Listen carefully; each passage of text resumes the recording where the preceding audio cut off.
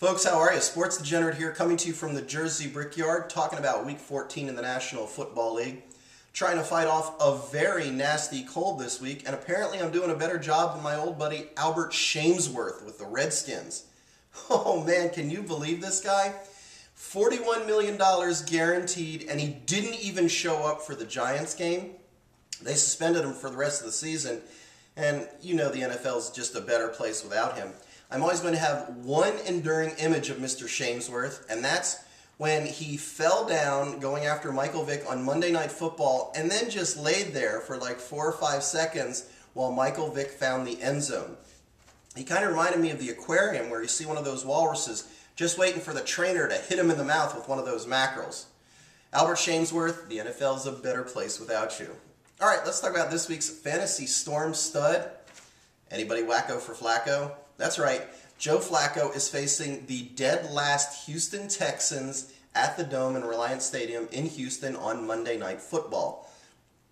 This is great news for Flacco owners for a couple reasons. One, of course, is the dead last Houston's pass defense, but number two, his weather stats, for whatever reason, are great in the Dome. Flacco usually throws for about 206 yards per game.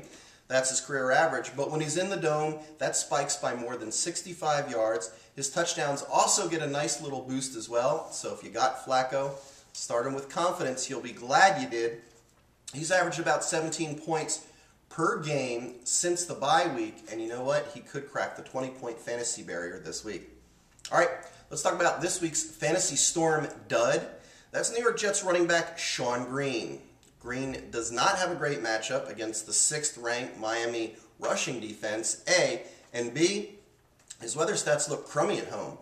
Temperature is scheduled to be about 46 degrees Fahrenheit, and it's going to be very high humidity, and for whatever reason, Shonn Greene does not run well in those conditions. Yeah, and we're also talking about a guy who very rarely cracks double digits on the fantasy radar, and he also is a player who hasn't found the end zone since Week 5. I would find another and a better option if you have one. Well, thanks for joining us this week for the Fantasy Sports Weather Report. Tune in next time because you never know when Randy Moss might actually be able to make the starting roster in Tennessee.